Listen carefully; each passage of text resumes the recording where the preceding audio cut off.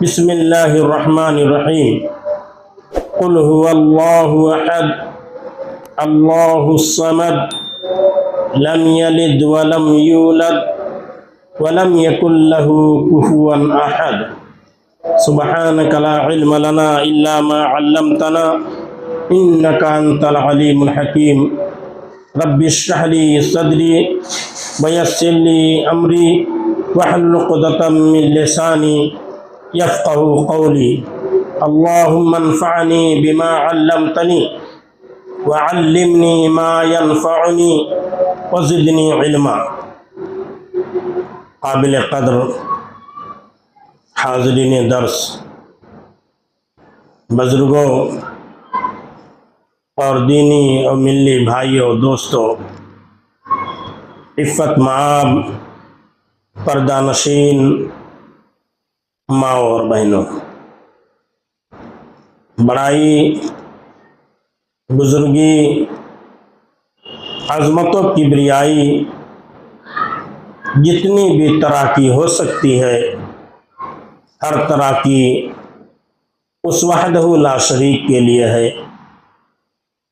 جو ساری کائنات کا تنہا خالق، جو ساری کائنات کا تنہا مالک، جو ساری کائنات کا تنہا مربی اور پالنہار ہے، جو احکم الحاکمین ہے، جو ارحم الراحمین ہے، جو تمام صفات میں جامع اور کامل ہے، جو نقائص اور عیوب سے پاک ہے۔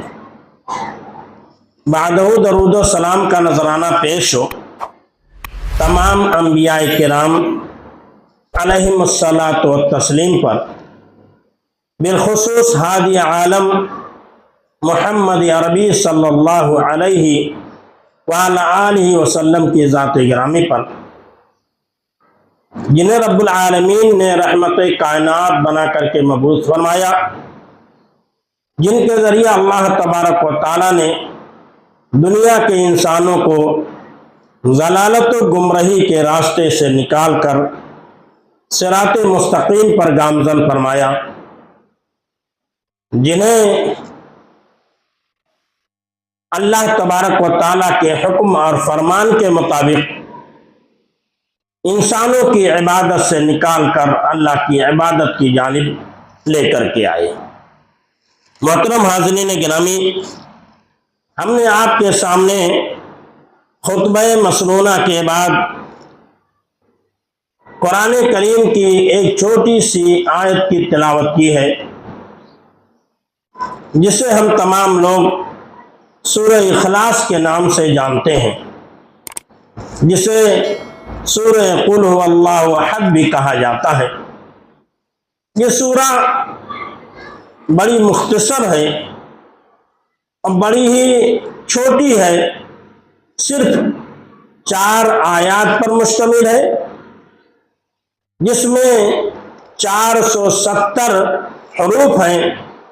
یہ معمولی سی مختصر سی صورت ہے، لیکن اس سورہ کی معنویت جو ہے، اس سورہ کی جو جامعیت ہے، وہ بہت ساری صورتوں پر حاوی اور بھاری ہے، اس لیے کہ اس سورہ مبارکہ میں رب العالمین کی صفات کو بیان کیا گیا ہے، رب العالمین کی خصوصیات کو بیان کیا گیا ہے، رب العالمین کی امتیازی صفات کا ذکر کیا گیا ہے، اور یہ وہ صفات ہیں جن میں رب العالمین کائنات کی تمام اشیاء سے ممتاز ہے، کائنات کی تمام چیزوں سے بالا اور اعلیٰ ہے، کائنات کی تمام چیزوں سے پر فائق اور تمام چیزوں پر غالب اور تمام چیزوں پر عالی ہے۔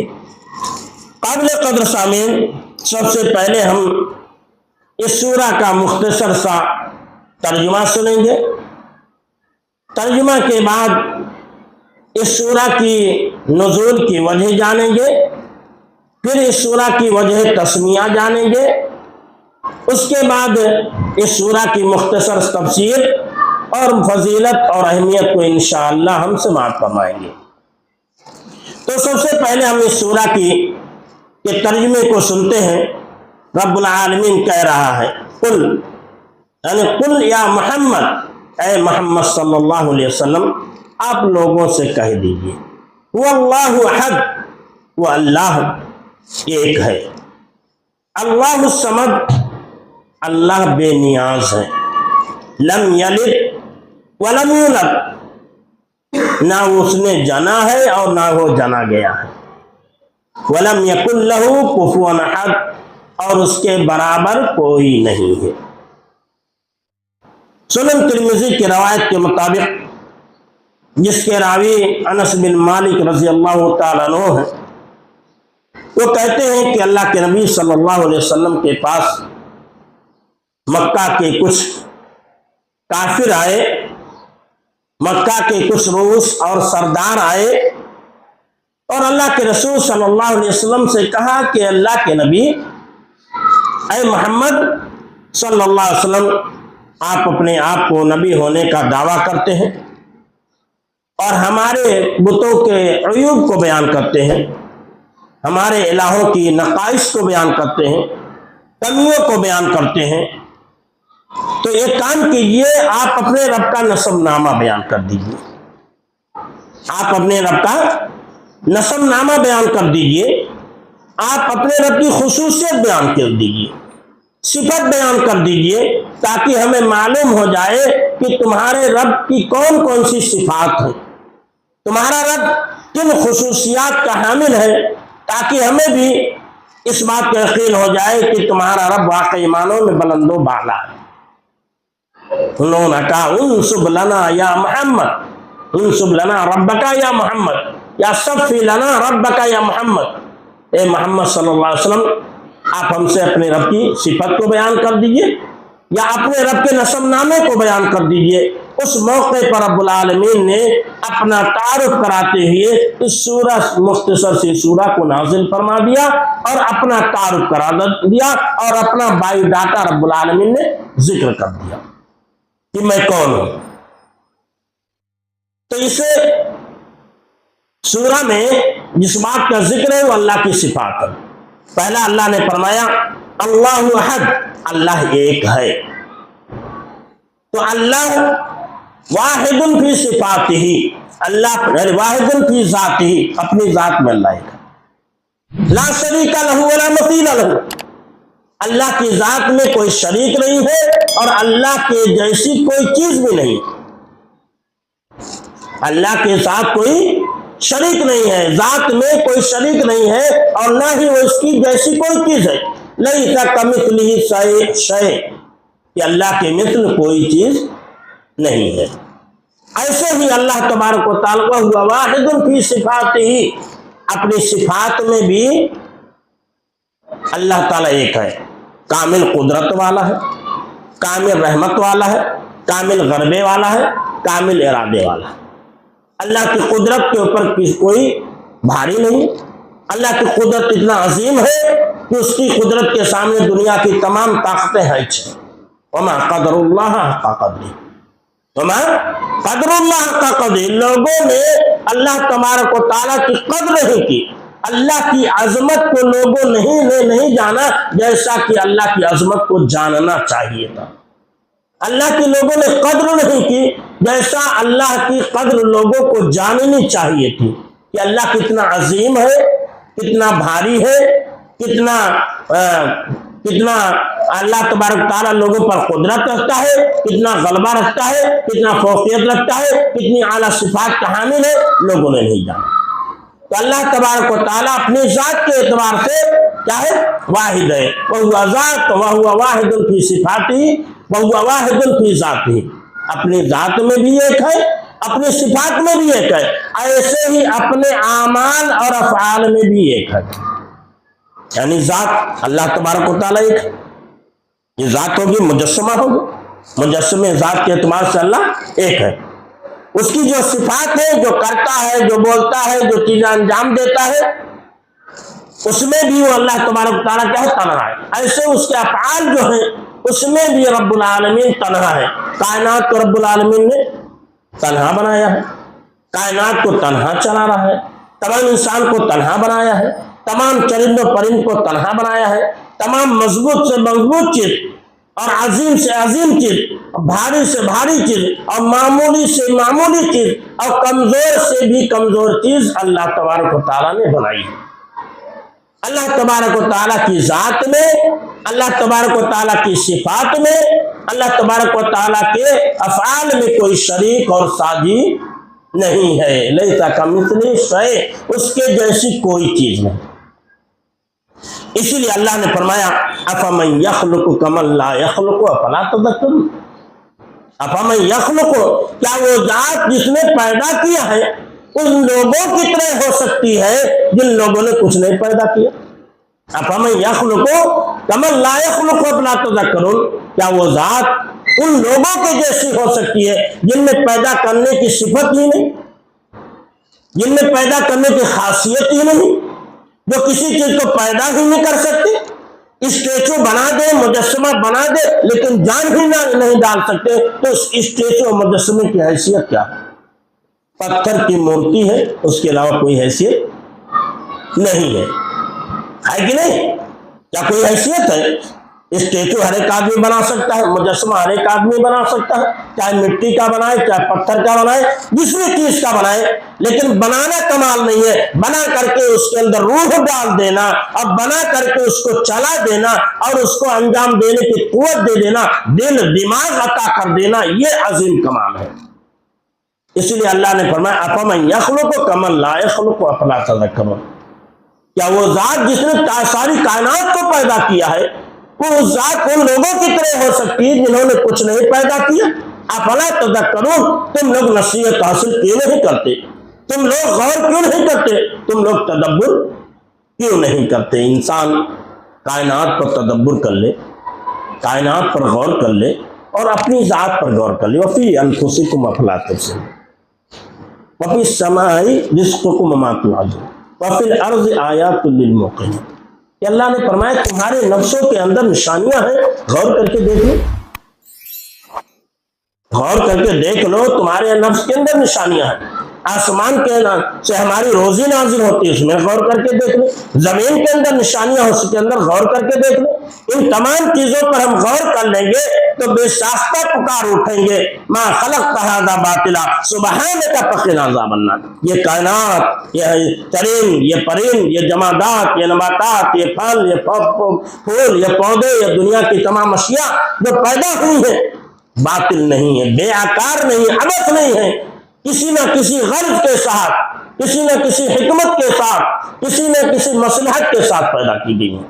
اور پکار اٹھے گا سبحانک، اے اللہ تیری ذات پاک ہے، تم عظیم قدرت والا ہے، عظیم طاقت والا ہے، عظیم حکمت والا ہے، عظیم روب والا ہے، فقنا عذاب النار، ہم کو جہنم کے عذاب سے بچا لے۔ یہ قل هو اللہ احد کا ہوا۔ آگے فرمایا اللہ الصمد، اللہ بے نیاز ہے۔ سمد بولتے ہیں السید الذی لیس فوقہ احد، یہ سمد وہ ہے جس کے اوپر کوئی نہ ہو، جو سب پر فائق ہو اور تمام کے تمام اس کے محتاج ہو، کسی کا محتاج نہ ہو۔ وہ عظیم عظمت والا ہو، عظیم قدرت والا ہو، عظیم صفات والا ہو، عظیم جامع و کامل صفات والا ہو، ایسی ذات کو سمد کہا جاتا ہے۔ تمام سرداروں کا جو سردار ہو، تمام حاکموں کا جو حاکم ہو، تمام بادشاہوں کا جو بادشاہ ہو، تمام مالکوں کا جو مالک ہو۔ قل اللہم مالک الملک تؤتی الملک من تشاء وتنزع الملک ممن تشاء وتعز من تشاء وتذل من تشاء بیدک الخیر انک علی کل شیء قدیر۔ اللہ کہہ رہا قل اللہم، کہہ دیجئے اے ہمارے رب، تؤتی الملک من تشاء، جس کو تو چاہتا ہے بادشاہت عطا کرتا ہے، وتنزع الملک ممن تشاء، جس سے چاہتا ہے بادشاہت کو چھین لیتا ہے، وتعز من تشاء وتذل من تشاء، جسے تو چاہتا ہے عزت دیتا ہے اور جسے چاہتا ہے تو ذلیل و رسوا کر دیتا ہے۔ بیدک الخیر، تمام بھلائیاں، تمام اچھائیاں کس کے ہاتھ میں ہیں؟ اللہ کے۔ ہمیں جو صحت و تندرستی ملی ہوئی ہے، ہمیں جو جسم ملا ہوا ہے، یہ اللہ کی نعمت ہے، اللہ کا انعام ہے، اللہ کا کرم ہے، اللہ کی مہربانی ہے۔ اس جسم کا جتنا ہم شکریہ ادا کریں کم ہے، اس جسم کے تمام اعضاء کا جتنا ہم شکریہ ادا کریں اللہ کا کم ہے۔ کب کون سی چیز ہم سے اللہ چھین لے بھائی پتہ نہیں۔ ہماری دونوں آنکھیں صحیح سالم دکھائی دیتی ہیں، خدا نہ خواستہ اگر ہماری ایک آنکھ آنا ہوتی تو ہم جس کو دیکھ لیتے ہیں دیکھ نہیں پاتے۔ اگر ایک پیر نہ ہوتا تو کیسے ہم چلتے صحیح سالم؟ ایک ہاتھ نہیں ہوتا تو اپنا کام کامل نہیں کر سکتے۔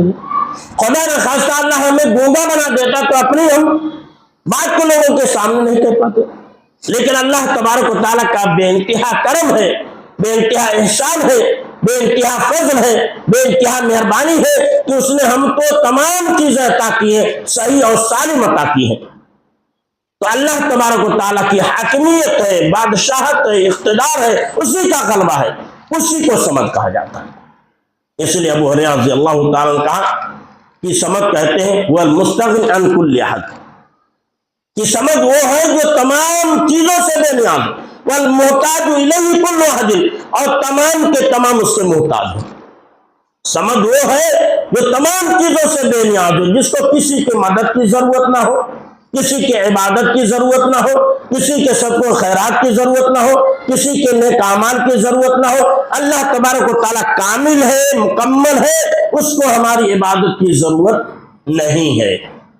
اگر ہم عبادت کرتے ہیں تو عبادت کرنے کا فائدہ کس کو ملتا ہے؟ اللہ کو۔ اگر ہم عبادت کرتے ہیں اللہ کی تو کیا اللہ کی شان بڑھ جاتی ہے ہماری عبادت کرنے سے؟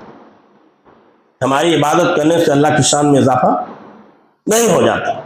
دنیا کے تمام انسان اللہ کی عبادت کرنا چھوڑ دیں، کافر و فاسق منافق ہو جائیں، اللہ کی انکار کرنے والے ہو جائیں، تو کیا اللہ کی حاکمیت میں کمی آ جائے گی؟ اللہ کی شان میں کمی واقع ہو جائے گی؟ اللہ اپنی عظمت و شان کے اعتبار سے کم والا بن جائے گا، کم صفات کا حامل بن جائے گا؟ اللہ کی شان میں، اللہ کے کمال میں، اللہ کی صفات میں کوئی کمی واقع ہونے والی نہیں ہے۔ اور اگر دنیا کے تمام انسان عبادت گزار بن جائیں، اللہ کے مطیع و فرما بردار بن جائے، تو کیا اللہ کے شان میں اضافہ ہو جائے گا؟ نہیں، کچھ نہیں ہونے والا۔ عبادت کرتے ہیں تو ہمارا فائدہ، عبادت نہیں کرتے ہیں ہمارا نقصان۔ تو اللہ تبارک و تعالیٰ کو ہماری عبادت کی ضرورت نہیں ہے، اللہ ہماری عبادت کی محتاج نہیں ہے۔ ہم محتاج ہیں اللہ کے کہ عبادت کر کے اللہ کو خوش کر لے، عبادت کر کے اللہ کو راضی کر لے، عبادت کر کے اللہ کی رحمتیں اپنے اوپر نازل کر لے، عبادت کر کے اللہ کی برکتیں حاصل کر لے، عبادت کر کے اللہ نے جو ہمارے لیے جنت بنائی جنت کو حاصل کر لے، اللہ نے جو نعمتیں پیدا کی اس سے ہم مالا مال ہو جائیں، اس لیے ہم عبادت کرتے ہیں۔ اسی لیے ابو ہریرہ نے کہا کہ سمجھ ہو والمستغنی عن کل حد، کہ جو ہر ایک سے بے نیاز ہو، والمحتاج الیہ کل حد، اور جس کے سب محتاج ہو وہ کسی کا محتاج نہ ہو۔ تو یہ اللہ کی صفت ہے، اللہ الصمد، اللہ بے نیاز ہے، اللہ کو کسی کی مدد کی ضرورت نہیں، کسی کی مدد کی ضرورت نہیں، اللہ کو کسی کے تعاون کی ضرورت نہیں، اللہ تبارک و تعالیٰ کسی کا محتاج نہیں ہے۔ پھر کہا وَلَمْ يَكُنْ لَهُ لَمْ يَلِدْ وَلَمْ يُولَدْ، لم یلد، نہ اس نے جنا ہے نہ جنا گیا، یعنی نہ وہ کسی کا بیٹا ہے اور نہ ہی کوئی اس کا بیٹا ہے، نہ وہ کسی کا بیٹا ہے اور نہ ہی اس کا کوئی بیٹا ہے، یعنی اللہ کا کوئی باپ نہیں اور نہ ہی اس کا کوئی بیٹا۔ اس لیے کہ اگر کوئی کسی کا باپ ہوتا ہے، کسی کا بیٹا ہوتا ہے، تو ایسی صورت میں اس کے لیے موت لازمی ہے۔ اگر کوئی کسی کا باپ ہوتا ہے، بیٹا ہوتا ہے، موت لازمی ہے، اور ساتھ ہی ساتھ ایک دوسرے کا وارث بنانا بھی لازمی ہے۔ ہم کسی کے بیٹے ہیں تو ہم مرنے والے ہیں، ہمارا کوئی بیٹا ہے وہ بھی مرنے والا ہے، ہم اپنے باپ کے وارث ہوئے ہیں مال و اسباب کے، تو ہمارا کوئی وارث ہوگا، ہمارے بیٹوں کا کوئی وارث ہوگا، کوئی نہ کوئی وارث ضرور ہوگا۔ تو وہ ذات جس کے بیٹے ہوتے ہیں، وہ ذات جو کسی کا بیٹا ہوتا ہے وہ مرنے والا ہوتا ہے، اور ہر مرنے والے کا کوئی نہ کوئی وارث ہوتا ہے، اور اللہ کی ذات ایسی ہے جو مرنے والی نہیں ہے، جس کا کوئی وارث نہیں اور نہ ہی وہ کسی کا وارث ہے۔ اللہ ایسی ذات ہے جو مرنے والی نہیں، جس کا کوئی وارث نہیں اور نہ ہی وہ کسی کا وارث ہے، وہ مختار کل ہے، وہ حاکم الحاکمین ہے، وہ عادل العادلین ہے، وہ اللہ تبارک و تعالی تمام اعلیٰ صفات کا حامل ہے۔ اس لیے بخاری مسلم کی روایت ہے اسی آیت کے حوالے سے کہ اللہ کے رسول صلی اللہ علیہ وسلم نے فرمایا کہ اللہ تعالیٰ کہتا ہے کذبنی ابن آدم ولم یکن لہ ذلک وشتمنی، کہ ابن آدم نے مجھے جھٹلایا اور اس کے لیے جھٹلانا مناسب نہیں تھا، وشتمنی، اور ابن آدم نے مجھے گالی دی اور اس کا مجھے گالی دینا مناسب نہیں تھا، درست نہیں تھا۔ تو جھٹلانا کیا ہے؟ ابن آدم نے کیا جھٹلایا؟ ابن آدم نے اللہ تبارک و تعالیٰ کا شریک ٹھہرا دیا۔ اس لیے اللہ نے فرمایا، سوال کیا ایو ذنب اعظم، کہ میرے صحابہ یہ بتاؤ کون سا گناہ سب سے عظیم ہے؟ اللہ نے فرمایا ان تدعو اللہ ندا وهو خلقک، کہ اللہ تبارک و تعالیٰ کا تم کسی کو شریک بناؤ، یا اللہ تبارک تعالیٰ کی حاکمیت میں کسی کو شریک بناؤ حالانکہ اللہ نے تمہیں پیدا کیا، عظیم گناہ۔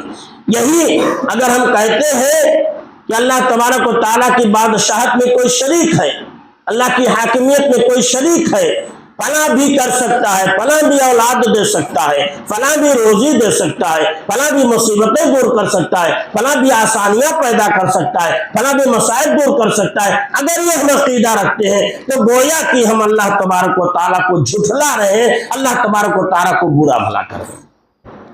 یہ اللہ تبارک و تعالیٰ کو برا بھلا کہنا اور جھٹلانا۔ اور گالی دینا کیا؟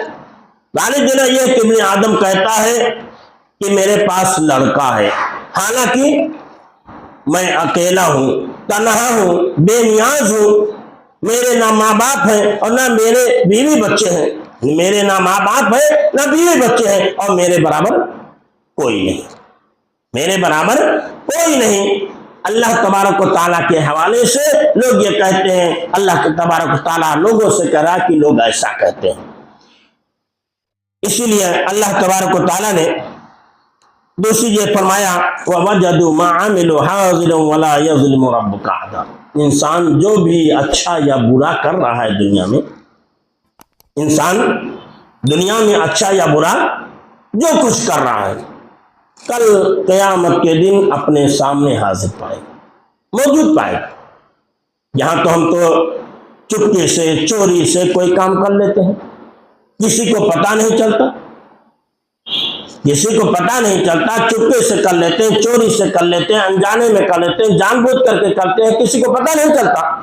لیکن یہی گناہ، یہ غلطیاں جو ہم چپکے سے کرتے ہیں، چھپ کر کے کرتے ہیں، کل قیامت کے دن رب العالمین کے سامنے یہ تمام چیزیں حاضر ہوں گی، دنیا کے سامنے حاضر ہوں گی۔ دنیا دیکھے گی کتنا نیک آدمی تھا، کتنا متقی آدمی تھا، کتنا پرہیزگار آدمی تھا، اپنے آپ کو بڑا نیک سمجھتا تھا، صالح سمجھتا تھا، معاشرہ و سماج میں اپنے آپ کو اچھا ثابت کرتا تھا، لیکن دیکھو کتنے گناہ اس کے نام اعمال میں، کتنے غلطیاں نام اعمال میں ہیں۔ تو انسان جو کچھ اللہ کے حوالے سے کر رہا ہے، کہہ رہا ہے، اپنے حوالے سے کہہ رہا ہے، کسی اور کے حوالے سے کہہ رہا ہے، تو کہنے سے پہلے سوچنا چاہیے، غور کرنا چاہیے کہ یہ چیزیں صحیح ہیں یا صحیح نہیں ہیں۔ اگر انسان اس پر غور کر لے اور غور کر کے اس کے نتیجے پر غور کر لے تو یقین جان لیجیے انسان جو ہے نہ اللہ کی برائی بیان کر سکتا ہے، نہ کسی انسان کی برائی بیان کر سکتا ہے، نہ انسان چھپ کر کے گناہ کے کام کر سکتا ہے، نہ انسان ظاہر میں گناہ کے کام کر سکتا ہے، اپنے آپ کو بچانے کی کوشش کرے گا۔ تو یہ ہوا لم یلد ولم یولد ولم یکن لہ کفوا احد، کہ اللہ کے برابر کوئی نہیں، اللہ کے برابر کوئی نہیں۔ یہ کائنات اللہ نے بنائی، تنہا بنائی۔ یہ آسمان مضبوط جو ہم دیکھ رہے ہیں، جو پلر کے مانند کھڑا ہوا ہے، جو زمین کو روکے ہوئے ہے، اللہ تبارک تعالیٰ نے اتنے مضبوط آسمان کو بنایا، تنہا بنایا۔ یہ سمندر جو جس کی گہرائی کا ناپنا بڑا مشکل ہے، اتنی چوڑائی ہے، اتنی لمبائی ہے، اتنی گہرائی ہے، اللہ تبارک و تعالیٰ نے بنائی، تنہا بنائی۔ وہ دماغ جو ہمارے سر میں ہے، جس سے ہم بڑے سے بڑا کام انجام دے لیتے ہیں، وہ بھی اللہ کی عظیم قدرت میں سے چھوٹا سا ہے، ہمارے سر میں رکھا ہوا ہے، لیکن اسی دماغ کے ذریعے کتنے بڑے سے بڑا کام، عظیم سے عظیم کام کر لیتے ہیں۔ یہ بھی اللہ کی قدرت کا نتیجہ ہے۔ تو یہ اللہ نے فرمایا وَلَمْ يَكُنْ لَهُ كُفُوًا أَحَدٌ۔ جتنی چیزیں اللہ نے بنائی ہیں، جتنی چیزیں رب العالمین نے انجام دی ہیں، جتنی چیزوں کا رب العالمین خالق ہے، ان تمام چیزوں میں کوئی اللہ کا شریک اور ساجی نہیں ہے۔ یہ مختصر سی تفسیر ہوئی ان 4 آیتوں کی۔ اس سورہ کو سورہ اخلاص کیوں کہا جاتا ہے جبکہ لفظ اخلاص نہیں آیا ہوا؟ قرآن کی جتنی صورتیں ہیں، کچھ صورتوں کو چھوڑ کر کے تمام صورتوں کا نام اس لفظ سے رکھا گیا ہے جو اس سورہ میں موجود ہے۔ جیسے سورہ بقرہ ہے تو بقرہ کا لفظ آیا ہوا ہے، سورہ نساء ہے، سورہ آل عمران ہے، یہ تمام الفاظ اس سورہ کے اندر آئے ہوئے ہیں۔ انہی چیزوں کو موضوع بنا کر کے اس سورہ کا نام سورہ بقرہ رکھ دیا گیا، سورہ کا نام آل عمران رکھ دیا گیا، سورہ کا نام سورہ نساء رکھ دیا گیا، لیکن اس سورہ کا نام سورہ اخلاص رکھا گیا، اور اخلاص کا لفظ اس سورہ میں کہیں آیا ہوا نہیں۔ تو شیخ صالح عثیمین رحمہ اللہ علیہ نے اس حوالے سے بیان کیا کہ سورہ کا نام سورہ اخلاص اس لیے رکھا گیا کیونکہ یہ اس سورہ کے اندر اللہ تبارک و تعالیٰ کے لیے خالص طور پر یکتائی کو ثابت کیا گیا ہے، خالص طور پر یکتائی کو ثابت کیا گیا ہے۔ اور جو شخص اللہ تبارک و تعالیٰ کے حوالے سے اعتقاد رکھے کہ اللہ تبارک و تعالیٰ خالص عبادت کا خالق ہے، خالص عبادت کے لائق ہے، خالص پوجا پاٹ کے لائق ہے، تو گویا کہ وہ خلوص کے ساتھ اللہ پر ایمان لے آئے، خلوص کے ساتھ اللہ پر ایمان لے آئے اور اسی خلوص پہ مرا۔ تو اسی لیے اس سورہ کا نام سورہ اخلاص رکھا گیا۔ اس سورہ کا نام سورہ اخلاص رکھنے کی وجہ یہی ہے کہ انسان اللہ پر ایمان رکھتا ہے، اعتقاد رکھتا ہے، عقیدہ رکھتا ہے، تو دل سے یقین کے ساتھ تمام چیزوں سے جدا ہوتے ہوئے، تمام چیزوں کو سے علیحدہ ہوتے ہوئے خالص اللہ پر ایمان لے آتا ہے۔ اسی لیے سورہ کا نام سورہ اخلاص رکھا گیا۔ یہ سورہ جو سورہ اخلاص ہے، میں نے بتایا 470 الفاظ پر مشتمل ہے۔ اگر ہم اس سورہ کو ایک بار پڑھتے ہیں تو 470 نیکیاں ہمیں ملیں گی، اس لیے کہ ایک لفظ پر 10 نیکی ملتی ہے، ایک لفظ کے پڑھنے پر 10 نیکی ملتی ہے۔ اگر ہم اس سورہ کو ایک بار پڑھیں گے تو ہمیں 470 نیکیاں ملیں گی۔ مختصر سی صورت، مختصر سا عمل اگر ایک بار کریں گے تو 470 نیکیاں ملے گی، اور ساتھ ہی ساتھ اس سورہ کے جو فضائل ہیں، اس سورہ کے جو مناقب ہیں وہ الگ ہے۔ اس سورہ کی پہلی فضیلت اہمیت یہ ہے کہ اللہ کے نبی صلی اللہ علیہ وسلم نے اس سورہ کو جو ہے ثلث قرآن سے تعبیر کیا، 1/3 قرآن۔ قرآن کے 30 پارے ہیں۔ قرآن میں کتنے پارے؟ 30 پارے ہیں۔ قرآن میں کل کتنی صورتیں ہیں؟ 114 صورتیں۔ قرآن میں کل 114 صورتیں ہیں۔ پہلی سورہ کا نام سورہ فاتحہ ہے، آخری سورہ کا نام سورہ ناس ہے۔ سورہ فاتحہ سے قرآن کی شروعات ہوتی ہے اور سورہ ناس پہ جا کر کے اس کا خاتمہ ہو جاتا ہے، وہ ختم ہو جاتا ہے۔ تو یہ قرآن کی 114 صورتیں ہیں۔ قرآن میں 30 پارے ہیں اور یہ چھوٹی سی صورت ہے۔ اس صورت کو اللہ کے نبی صلی اللہ علیہ وسلم نے بتلایا کہ یہ قرآن کی 1/3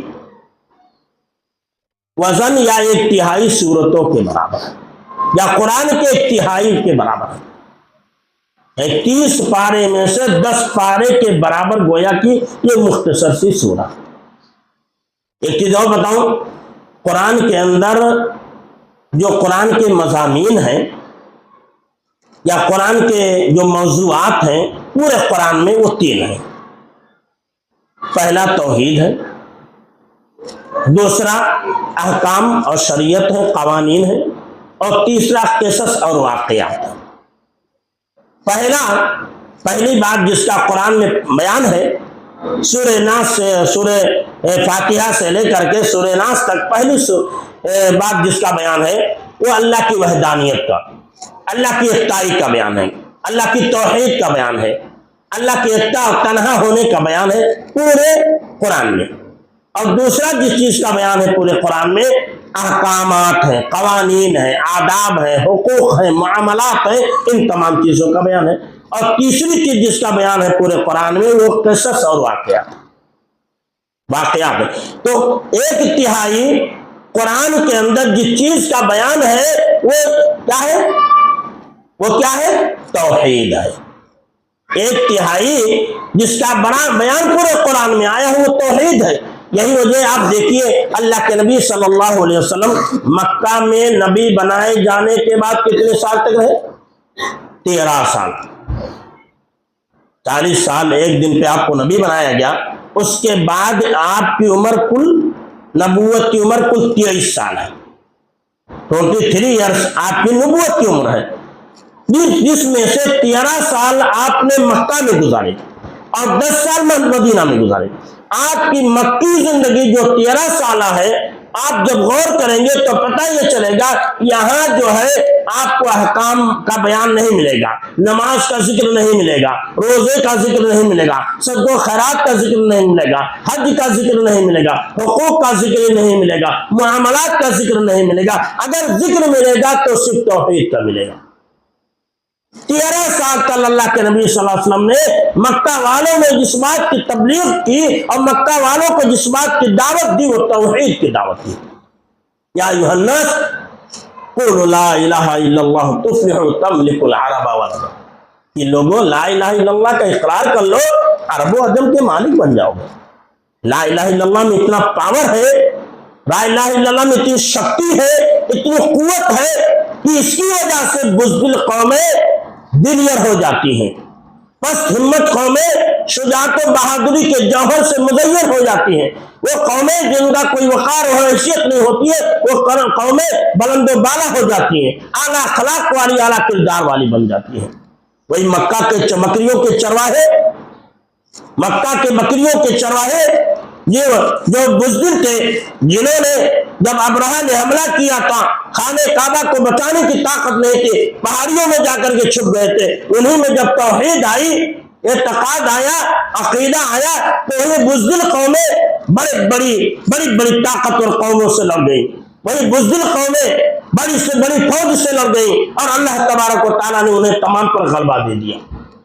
اس نے غلبہ نہیں دیا تھا کہ ان کے اندر طاقت تھی، اس نے غلبہ دیا تھا ان کے اندر قوت تھی، اس نے غلبہ دیا تھا کہ ان کا پاور تھا، بلکہ اس نے غلبہ دیا تھا کہ ان کے اندر توحید تھی. اس لیے اللہ نے سورہ نور کی اس آیت کریمہ میں ذکر کیا ہے وعد اللہ الذین آمنوا منکم وعملوا الصالحات لَيَسْتَخْلِفَنَّهُمْ فِي الْأَرْضِ كَمَا اسْتَخْلَفَ الَّذِينَ مِنْ قَبْلِهِمْ وَلَا يُمَكِّنَنَّ لَهُمْ دِينَهُمُ الَّذِي ارْتَضَىٰ لَهُمْ وَلَا يُبَدِّلَنَّهُم مِّن بَعْدِ خَوْفِهِمْ أَمْنًا يَعْبُدُونَنِي لَا يُشْرِكُونَ بِي شَيْئًا وَمَنْ كَفَرَ بَعْدَ ذَلِكَ فَأُولَٰئِكَ هُمُ الْفَاسِقُونَ. اللہ نے فرمایا تم میں سے جو مومن ہیں اور نیک عمل کرنے والے ہیں، اللہ نے وعدہ کیا لَيَسْتَخْلِفَنَّهُمْ فِي الْأَرْضِ کہ زمین کا انہیں اقتدار سونپے گا، زمین کی سیادت و قیادت عطا فرمائے گا جیسے ان سے پہلے لوگوں کو عطا کر چکا ہے. كَمَا اسْتَخْلَفَ الَّذِينَ مِنْ قَبْلِهِمْ وَلَا يُمَكِّنَنَّ لَهُمْ دِينَهُمُ الَّذِي ارْتَضَىٰ لَهُمْ. اور وہ دین جو دین اسلام ہے، جو اللہ کا پسندیدہ دین ہے، اس دین کو اللہ زمین پر قائم کر کے مضبوطی سے جمع کر کے رہے گا اور دنیا والوں کے دلوں میں اس کا روب بیٹھا کرے گا. دینہم الذی ارتضیٰ ولا یبدلنہم من بعد خوفہم امنا. اور اللہ کہہ رہا کہ تمہارے دلوں میں جو باطل قوموں کا روب ہے، دبدبہ ہے، خوف ہے، وحشت ہے، وہ تمہارے دلوں سے دور کر دے گا. لیکن شرط یعبدوننی لا یشرکون بی شیئا، لیکن شرط یہ ہے کہ تم لوگ میری عبادت کرو گے، میری عبادت میں کسی کو شریک نہیں کرو گے، توحید کی راہ اختیار کرو گے۔ توحید سے بڑھ کر دنیا کے اندر کوئی طاقت نہیں، اور توحید سے بڑھ کر دنیا کے اندر کوئی عظیم چیز نہیں۔ اگر ہمارے پاس توحید ہے، مال نہیں، دولت نہیں، روپیہ پیسہ نہیں، عزت نہیں، شہرت نہیں، کچھ بھی نہیں، تو بھی یہ سمجھیے دنیا کی سب سے عظیم اور قیمتی چیز آپ کے پاس موجود ہے۔ اس لیے اسی کے ذریعے آپ کی مغفرت ہونے والی ہے، اسی کے ذریعے آپ جنت میں جانے والے ہیں، اسی کے ذریعے آپ کا رب آپ سے خوش ہوگا، اسی کی بنیاد پر آپ کو حکومت ملے گی، اسی کی بنیاد پر اللہ آپ کو تمام نعمتوں سے نوازے گا۔ لیکن آپ کے پاس دنیا میں سب کچھ ہو، آل و اولاد ہو، مال و دولت ہو، گھوڑا گاڑی ہو، بنگلہ ہو، تمام آسائش کی چیزیں موجود ہو، لیکن توحید نہ ہو، یقین جان لیجیے آپ دنیا کے سب سے زیادہ قلاش، سب سے زیادہ فقیر اور سب سے زیادہ محتاج انسان۔ تو توحید ایک عظیم چیز ہے۔ یہی وجہ ہے کہ اللہ کے نبی صلی اللہ علیہ وسلم اپنی مکی زندگی میں اسی توحید کی 13 سالہ مکی زندگی میں توحید کی دعوت دیتے ہیں، اور توحید کی دعوت دیتے ہیں گزاردی۔ تو سورہ اخلاص میں اسی توحید کا بیان ہے، اسی توحید کا بیان ہے۔ اسی لیے اس مختصر سی سورت کو اللہ کے نبی صلی اللہ علیہ وسلم نے ثلث قرآن سے تعبیر کیا۔ جیسا سنن نسائی کی روایت ہے، سنن نسائی کی روایت ہے، اس میں بیان ہے، ابو درداء رضی اللہ تعالیٰ کہتے ہیں کہ اللہ کے رسول نے فرمایا اَيَعْجِزُ أَحَدُكُمْ أَن يَقْرَأَ فِي لَيْلَةٍ ثُلُثَ الْقُرْآنِ، کیا تم میں کیا کوئی انسان طاقت رکھتا ہے کہ ایک رات میں 1/3 قرآن پڑھ لے؟ یعنی 10 پارہ ایک رات میں پڑھ جائے۔ اللہ رسول نے کیا تم میں سے کوئی طاقت رکھتا ہے، کوئی پڑھ سکتا ہے؟ صحابہ کرام نے کہا نہیں۔ كيف يقرأ ثلث القرآن، کیسے کوئی 1/3 قرآن کو ایک رات میں پڑھ سکتا ہے؟ اللہ کے نبی صلی اللہ علیہ وسلم نے اس موقع پر فرمایا قل هو اللہ احد تعدل ثلث القرآن، کہ قل هو اللہ احد یہ قرآن کے 1/3 سورتوں کے برابر ہے۔ یہی نہیں، ایک صحابی کے متعلق آتا ہے، ایک صحابی تھے رات میں اسی سورہ کو پڑھتے ہیں، رات میں اسی سورہ کو پڑھتے رہے، اسی سورہ کی تلاوت کرتے، بار بار دہراتے رہے، بار بار دہراتے رہے۔ ایک آدمی نے سنا تو کہا یہ تو بہت عظیم معاملہ ہے، ایک چھوٹی سی سورت، مختصر سی سورت کو انسان بار بار دہرا رہا ہے، ایک چھوٹی سی سورت، مختصر سی سورت کو انسان بار بار دہرائے، یہ تو عجیب معاملہ ہے، بڑی عجیب بات ہے، ایسا نہیں ہونا چاہیے، دوسری صورتیں پڑھی جانی چاہیے۔ اللہ کے نبی صلی اللہ علیہ وسلم سے شکایت کی، اس حدیث کا الفاظ ہے وَكَأَنَّ الرَّجُلَ يَتَقَالُّهَا،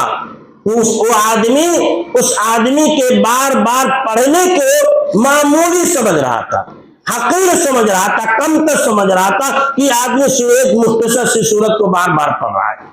اللہ کے رسول صلی اللہ علیہ وسلم نے اس موقع پر بھی فرمایا تھا وَالَّذِي نَفْسِي بِيَدِهِ إِنَّهَا لَتَعْدِلُ ثُلُثَ الْقُرْآنِ، قسم ہے اس ذات کی جس کے ہاتھ میں میری جان ہے، یہ مختصر سی صورت جسے تم حقیر سمجھ رہے ہو، معمولی سمجھ رہے ہو، کم تر سمجھ رہے ہو، یقین جانو یہ معمولی نہیں ہے، بڑی عظمت والی صورت ہے، بڑی منزلت والی صورت ہے، بڑی مرتبت والی صورت ہے۔ یہ وہ صورت ہے جو قرآن کے 1/3 صورتوں کے برابر ہے، قرآن کے 1/3 حصے کے برابر ہے۔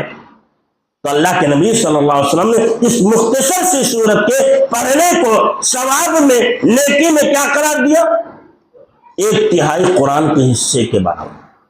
کہ اگر ہم مختصر سی صورت کو پڑھتے ہیں، اس کی تلاوت کرتے ہیں، اس کا ورد کرتے ہیں، اس کو دہراتے ہیں، تو اس کا اجر اور اس کا ثواب رب العالمین کیا دے گا ہمیں؟ رب العالمین ہمیں کیا دے گا؟ 1/3 قرآن کے پڑھنے کے برابر ثواب دے گا۔ بتایا نا کہ اس میں جو ہے 47 حروف ہے، 470 نیکی ملے گی اس سورت کے اعتبار سے، قرآن کی جو فضیلت ہے اس اعتبار سے۔ لیکن اگر یہی سورہ قرآن کے 1/3 سورہ کے برابر ہو جائے تو کتنے ثواب مل جائیں گے؟ ہمارے پاس گنتی نہیں ہوگی، ہمارے پاس گنتی نہیں ہوگی، عدد نہیں ہوگی کہ ہم شمار کر لیں ان نیکیوں کو جو نیکیاں اس مختصر سی سورت پڑھنے کی وجہ سے ہمیں ملے گی۔ کتنی بڑی عظیم بات ہے ایک مسلمان، ایک مومن، ایک مسلمان مرد عورت اس سورت کو پڑھے اور اللہ تبارک و تعالیٰ کی جانب سے اسے انعامات سے، اللہ تبارک و تعالیٰ کی جانب سے اسے بخشش سے نوازا جائے اور اللہ تبارک و تعالیٰ اسے خوش ہو جائے، کتنی عظیم بات ہے۔ یہی نہیں، یہ مختصر سی جو سورت ہے، اگر کوئی انسان اس مختصر سی سورت کو پڑھتا ہے، اس مختصر سی سورت کو پڑھتا ہے، تو اس کی وجہ سے اگر انسان اللہ سے سوال کرتا ہے، اللہ سے مانگتا ہے، تو اللہ اس کے سوال اور مانگ کو بھی پوری کر دے گا۔ یعنی اس مختصر سی سورت کو پڑھ کر کے اللہ کا نام لے کر کے بندہ ہاتھ اٹھائے، دعا کرے کہ اے اللہ تو احد ہے، میری ضرورت کو پوری کر دے، اے اللہ تو صمد ہے، میری حاجت کو پوری کر دے، اے اللہ تو لم یلد ولم یولد ہے ولم یکن لہ کفوا احد ہے، اللہ میری مشکلات کو دور کر دے، میری پریشانیوں کو دور کر دے، میری تکلیفوں کو دور کر دے، مجھے اولاد سے نواز دے، مجھے مال و دولت سے نواز دے، مجھے آسائش کی زندگی دے دے، مجھے سکون کی زندگی دے دے، مجھے امن والی زندگی دے دے، مجھے شانتی والی زندگی دے دے، میری اولاد کو نیک اور صالح بنا دے۔ یقین جان لیجئے انشاءاللہ آپ خلوص کے ساتھ، للہیت کے ساتھ یہ سورہ پڑھیں گے اور سورہ پڑھ کے دعا مانگیں گے، اللہ تعالیٰ ضرور پوری کرے گا۔ روایت ہے جس کے راوی بریدہ رضی اللہ تعالیٰ عنہ، عن بريدة رضي الله تعالى عنه أن النبي صلى الله عليه وسلم سمع رجلا يقول اللهم إني أسألك بأنك أنت الأحد الصمد الذي لم يلد ولم يولد ولم يكن له كفوا أحد، فقال رسول الله صلى الله عليه وسلم لقد سأل الله باسمه الأعظم الذي إذا سئل به أوتي وإذا دعي به أجاب۔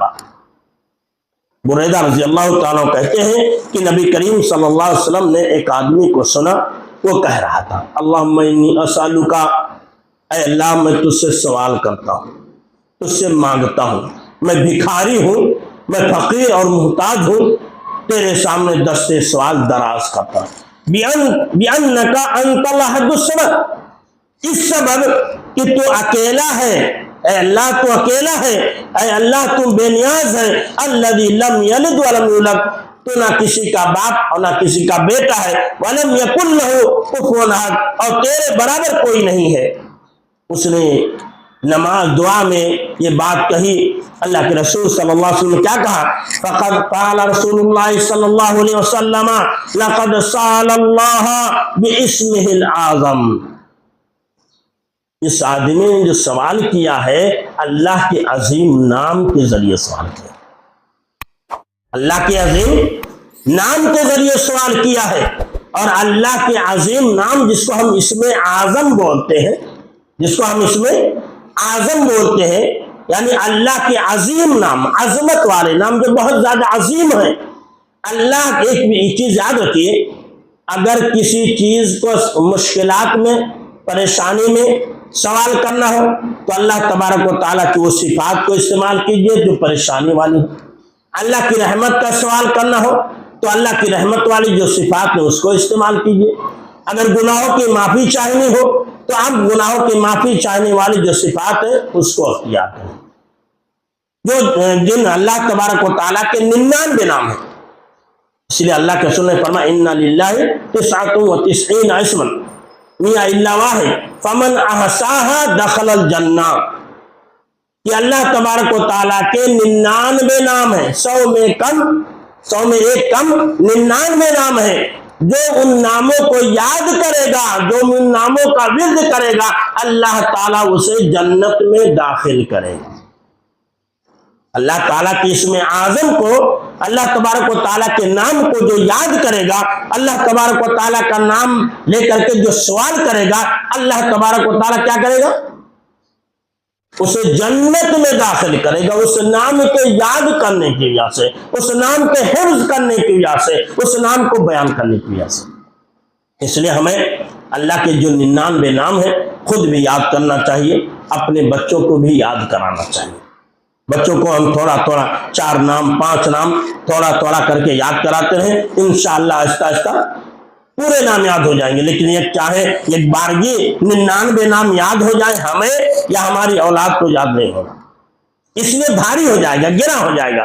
5 نام ایک دن یاد کرائیں، دوسرے دن سنے پھر 5 نام دے دیں یاد کرنے کے لیے، تیسرے دن سنے پھر 10 ہو گیا، 10 کو تیسرے دن سنے پھر 5 دے دیں، ایسے سنتے رہے بڑھاتے رہے، سنتے رہے بڑھاتے رہے، انشاءاللہ آہستہ آہستہ تمام نام یاد ہو جائیں گے، اور تمام نام یاد ہو جائیں گے اگر ہم اس کو خود پڑھیں گے، ہماری اولاد خود پڑھے گی، ہمارے لیے دعا کرے گی، تو ہمارے لیے بھی ذخیر آخرت بنے گی، ہماری اولاد کے لیے بھی ذخیر آخرت بنے گی، ہماری مغفرت کا سبب بنے گی، ہماری معافی کا سبب بنے گی، وہی ہماری اولاد کے لیے بھی رحمت و برکت کی وجہ بنے گی۔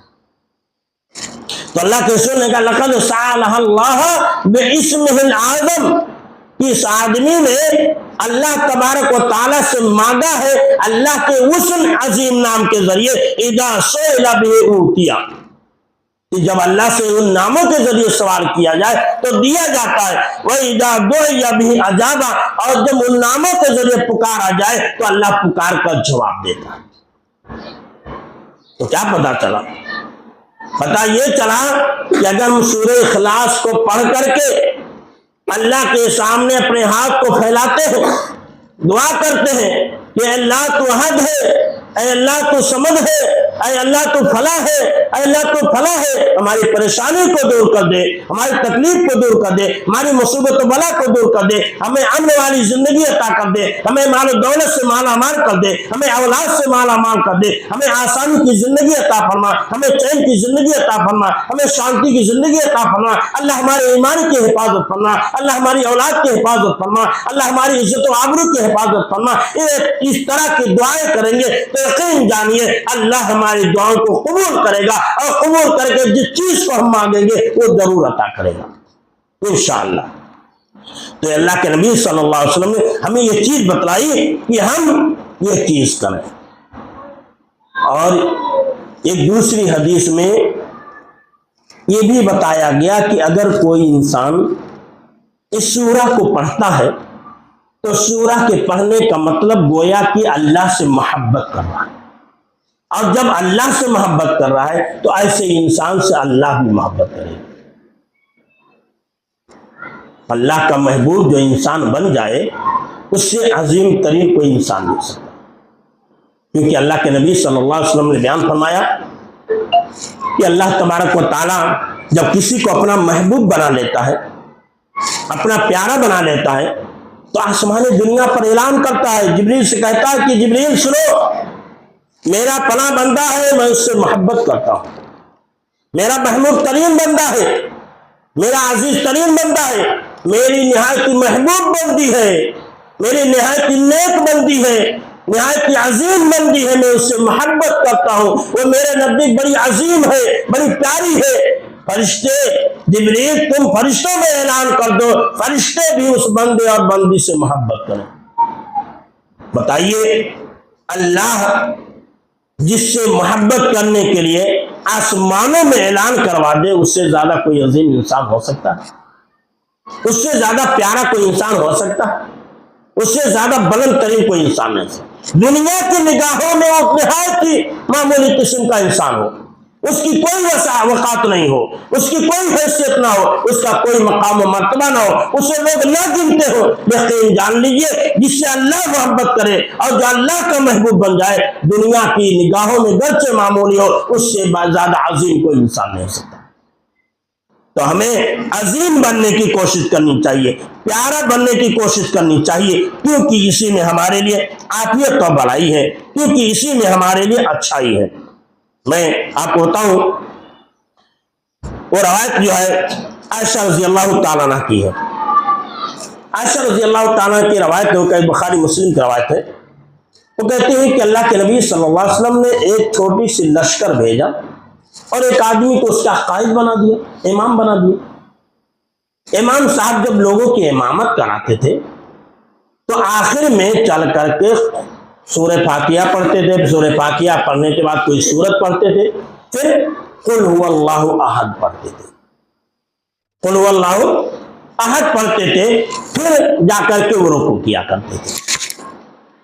جب ان کے ساتھیوں نے یہ معاملہ دیکھا تو انہوں نے عجیب سمجھا، کہا یہ کیسا معاملہ، ہم نے اللہ کے نبی صلی اللہ علیہ وسلم کو ایسا کرتے ہوئے نہیں دیکھا۔ لیکن ہمارے یہ صحابی ایسا کام کر رہے ہیں، ہمارے یہ صحابی ایسا کام کر رہے ہیں، ایسی چیز کر رہے ہیں، ایسا کیوں ہے؟ جب سریے سے لوٹ کر کے آئے، اللہ کے رسول صلی اللہ علیہ وسلم سے ذکر کیا۔ اللہ کے رسول صلی اللہ علیہ وسلم نے فرمایا فَاسْأَلُوهُ لِأَيِّ شَيْءٍ ذَلِكَ۔ وہ صحابی، وہ سریے کا قائد، وہ سریے کی امیر جو تمہاری امامت کراتے وقت بار بار سورہ اخلاص پڑھا کرتے تھے، تو ان سے سوال کرو، پوچھو وہ سورہ اخلاص کیوں پڑھا کرتے تھے، وجہ کیا تھی، سبب کیا تھی، تم سوال کرو۔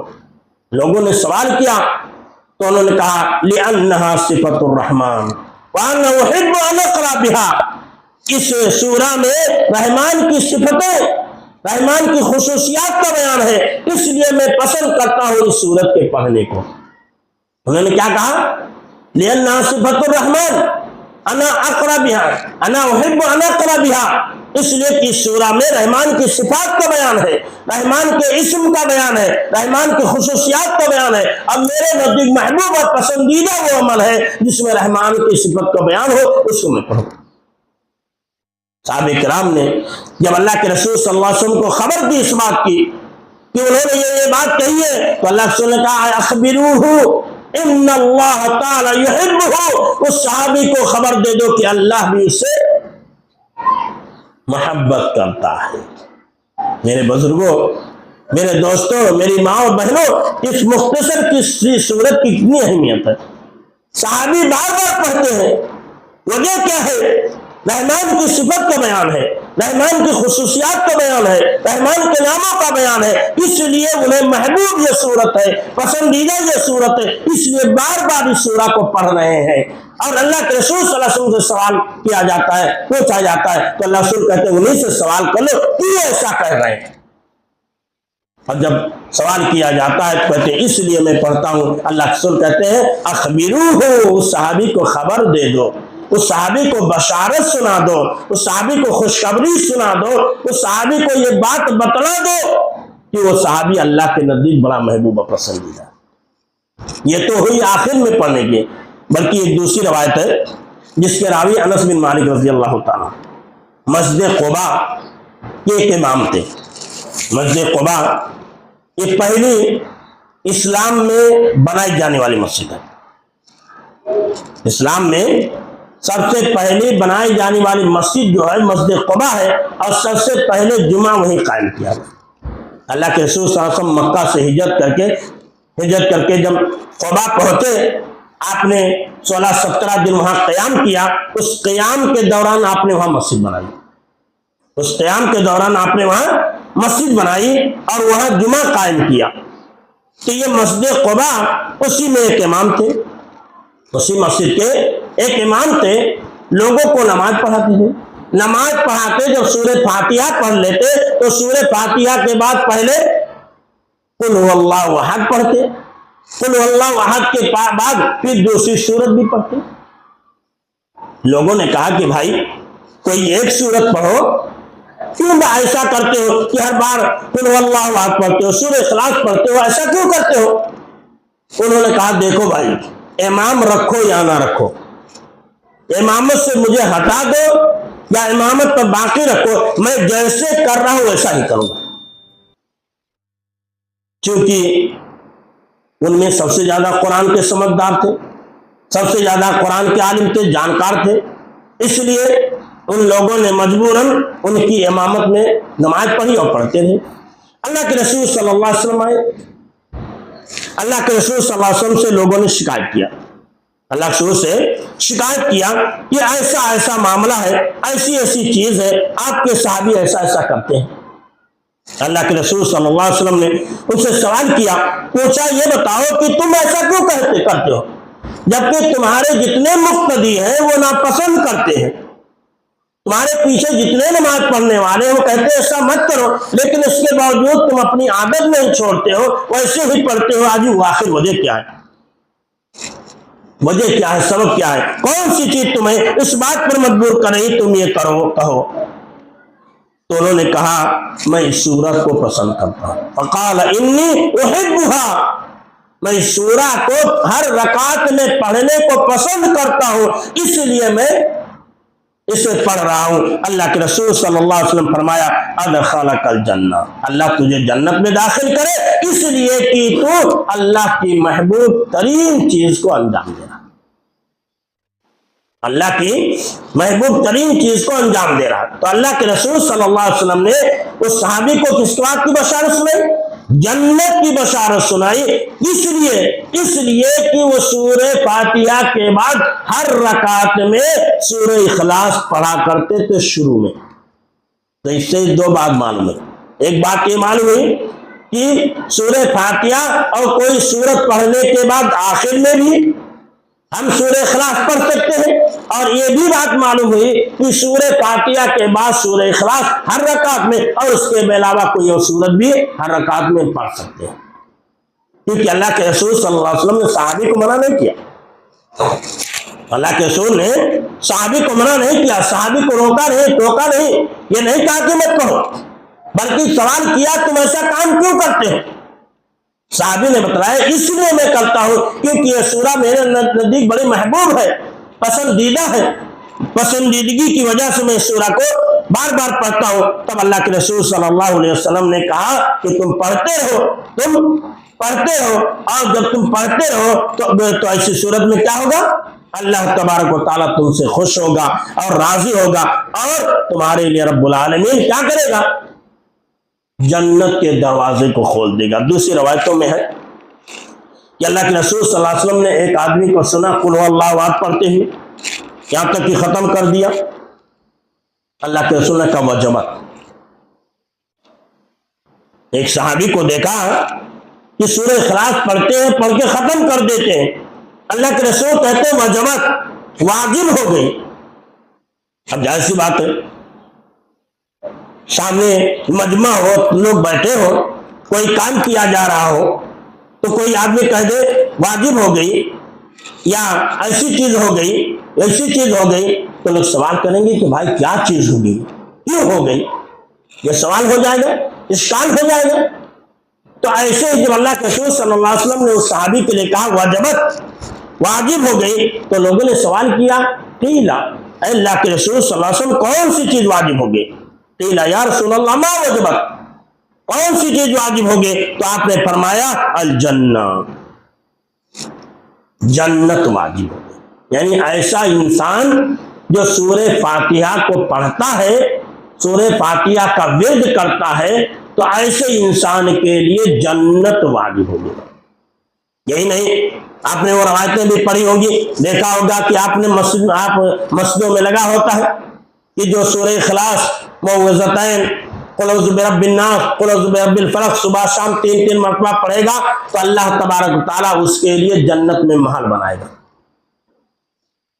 قل هو اللہ احد، قل اعوذ برب الناس، قل اعوذ برب الفلق، جو انسان صبح شام 3 مرتبہ پڑھے گا، ایسے انسان کے لیے رب العالمین جنت میں محل تعمیر کرے گا، محل بنائے گا۔ ہمارے لیے مختصر سی صورتیں پڑھنے کی وجہ سے کیا کیا جائے گا؟ محل تعمیر کیا جائے گا۔ اور یہ وہ صورتیں ہیں کہ اللہ کے نبی صلی اللہ علیہ وسلم جب بھی کوئی پریشانی ہوتی، جب بھی کوئی تکلیف لائق ہوتی، جب بھی مصائب و آلام سے دو چار ہوتے، جب بھی کہیں آپ کو رنج لائق ہوتا، اللہ کے رسول صلی اللہ علیہ وسلم ان صورتوں کو پڑھا کرتے تھے۔ بستر پہ آتے تھے تو ان صورتوں کو پڑھتے تھے، ان صورتوں کو پڑھتے تھے۔ دم کرنا ہو، کسی کو بچھو نے ڈنک مار دیا ہو، کسی کے پیشانی میں درد ہو، جسم میں درد ہو، تو ان صورتوں کو پڑھ کر کے وہاں دم کرنا، یا خود انسان وہاں دم کر لے، یہ اللہ کے رسول صلی اللہ علیہ وسلم سے ثابت ہے۔ اللہ کے رسول صلی اللہ علیہ وسلم سے ثابت ہے کہ ان صورتوں کے ذریعے دم کیا جائے گا، چاہے بچہ ہو، جوان ہو، بوڑھا ہو، مرد ہو یا عورت ہو۔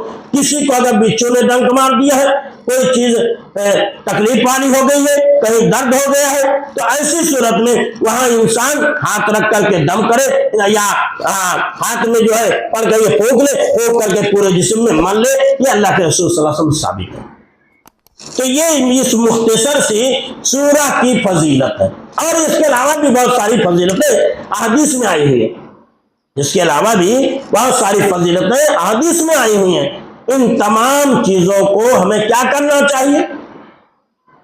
ہم تو، آپ تو، ہر ایک اچھی باتیں، قرآن حدیث کی باتیں روزمرہ کی زندگی میں سنتے ہیں،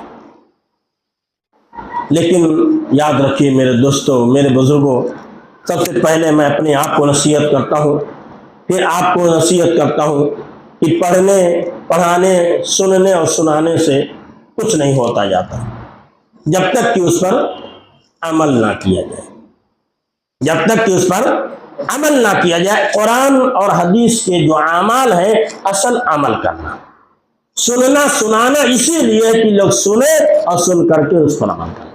سننا سنانا اس لیے نہیں ہے کہ مجلسیں رچا دی جائیں، لوگوں کو سنا دیا جائے، لوگ سن کر کے چلے جائیں، اس پر عمل نہ۔ یقین جان لیجیے، میں ہو یا آپ ہو، کل قیامت کے دن ہم تمام لوگوں سے سوال کیا جائے گا، پوچھا جائے گا کہ آپ نے لوگوں کو قرآن کی باتیں بتائی تھی، حدیث کی باتیں بتائی تھی، سورہ اخلاص کی تفسیر آپ نے بتایا تھا، اس کی فضیلت آپ نے بتائی تھی، تو کیا آپ نے اس پر عمل کیا تھا یا نہیں کیا تھا؟ اگر ہم نے عمل نہیں کیا تھا تو ایسی صورت میں ہم جھوٹے قرار پائیں گے اور اس کی وجہ سے رب العالمین کی سزا کے مستحق ہوں گے۔ اور اگر آپ نے سنا اور اس پر عمل نہیں کیا تو یقین جان لیجیے آپ بھی اللہ کی گرفت سے نہیں بچ سکتے۔ تو اس لیے ضرورت اس بات کی ہے میرے دوستوں، میرے بزرگوں، میری اور ماؤں بہنوں، جو کچھ ہم سنیں اس پر عمل کریں۔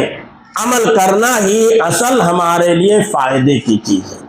جیسے ہم ڈاکٹر کے پاس جاتے ہیں، ڈاکٹر ہمارے لیے نسخہ تجویز کرتا ہے، نسخے کے ساتھ ساتھ ڈاکٹر یہ بھی کہتا ہے ان چیزوں سے پرہیز کرنا۔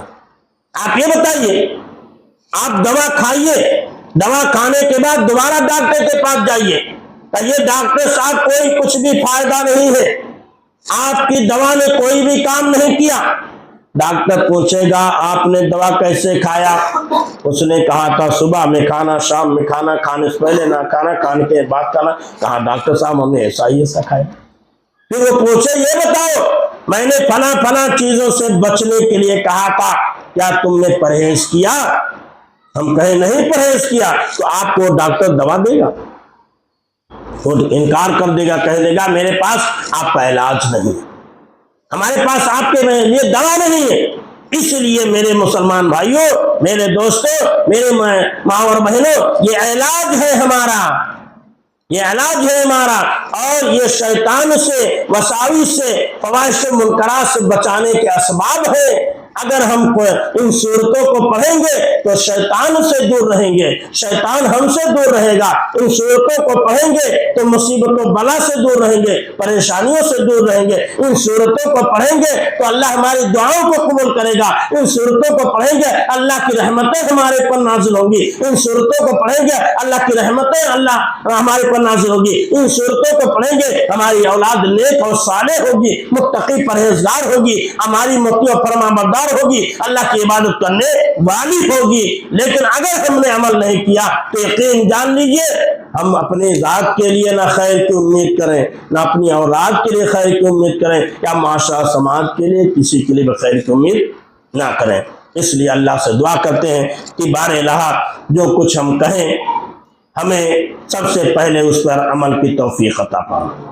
رب العالمین جو کچھ ہم سنیں اس پر ہمیں عمل کرنے کی توفیق عطا فرما۔ رب العالمین تو نے قرآن کو نازل کیا ہے پڑھنے اور عمل کرنے کے لیے، نسخے کیمیا کے طور پر نازل کیا ہے، تریاق کے طور پر نازل کیا ہے۔ رب العالمین ہمیں اس کے نسخے کیمیا کو سمجھتے ہوئے، اسے تریاق سمجھتے ہوئے اس پر عمل کرنے کی اور اس کے مطابق زندگی گزارنے کی توفیق عطا فرمائے۔